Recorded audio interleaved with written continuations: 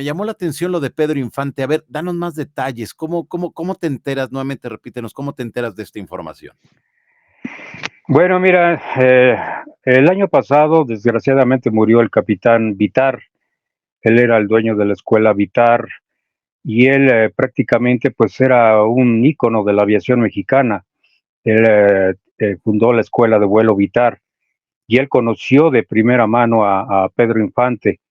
Me contaba él que era una persona muy amable, muy afable y que pues en su carrera de aviación desafortunadamente tuvo tres accidentes aéreos, uno de los cuales pues fue cuando le pusieron las placas de metal en la cabeza, otra ocasión cuando perdió el rumbo y pues cayó su avioneta ya por Michoacán, y la última cuando se estrelló en el avión B-24, un avión que había sido bombardero allá en Italia en la Segunda Guerra Mundial y que lo compró de segunda mano para modificarlo y hacerlo un avión de carga.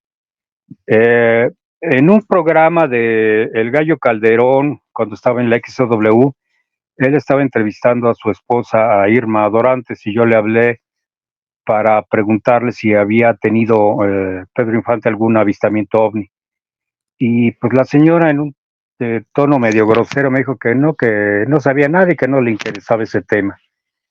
Posteriormente, con un amigo, Alfonso Flores, que es historiador aeronáutico, me dijo que él había tenido oportunidad de revisar las bitácoras de vuelo que todavía se encontraban guardadas en una caja que se las había prestado uno de los sobrinos de Pedro Infante y que le había llamado la atención que había dos reportes de avistamiento de ovnis.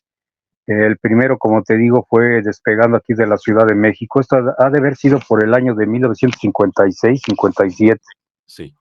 y que se le pegó del lado izquierdo, abajo del ala, una esfera, de estas famosas esferas que hemos visto estacionadas sobre la Ciudad de México, Ok, y que sí. lo acompañó aproximadamente por unos 5 minutos y más o menos sobre la zona de Texcoco la esfera se alejó hacia el lado izquierdo.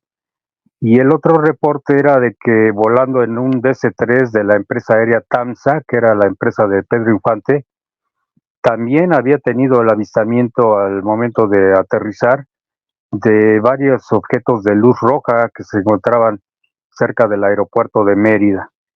Y esta persona iba a ser pues prácticamente el sobrino, iba a ser la historia de Pedro Infante como piloto y que iba a dar a conocer esos dos reportes de avistamiento de ovnis por parte de Pedro Infante. Inclusive hay una canción que nos llamó la atención, grabada más o menos en 1956, que se llama El Volador, y en esa canción habla precisamente de un platillo volador, Pedro Infante. Pero la cantó Pedro Infante. Así es, sí. Ah, Si tú la mira. buscas en el internet, en el Google, se llama El Volador esta canción y te habla precisamente de un platillo volador. Fíjate qué interesante esto. Y es información que pues no está así como publicada en muchos lugares, ¿no? Es información ahora sí que tú manejas, que tú tienes. Pues sí, Johanna, ya con 50 años de investigación en el fenómeno OVNI, pues me he encontrado con informaciones o historias perdidas como estas de Pedro Infante, ¿no? Que, pues, quién se iba a imaginar que había tenido un encuentro de avistamiento con ovnis, ¿no? Y que había grabado una canción que habla de un platillo volador. Exacto. Y bueno, y en esa canción, para quienes no hemos escuchado esa rolita, ¿qué habla? ¿Qué dice?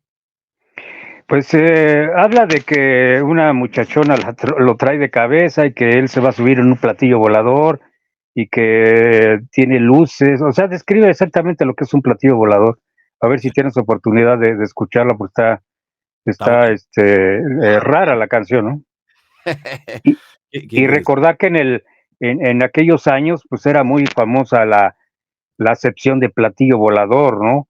Y que pues aquí en la Ciudad de México y en todo el país había reportes de avistamiento de estos objetos. Exactamente, sí, sí.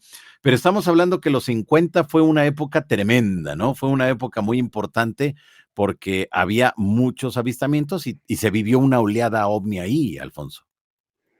Sí, a partir del 18 de marzo de 1950, si tú te vas a todos los periódicos que se publicaban en México, pues encontrarás reportes de todo, desde Monterrey hasta Yucatán, desde Acapulco hasta Veracruz, desde la Ciudad de México, reportando platillos voladores, reportando esferas, reportando avistamiento de supuestos humanoides. O sea, fue una época, un mes muy rico en este tipo de reportes.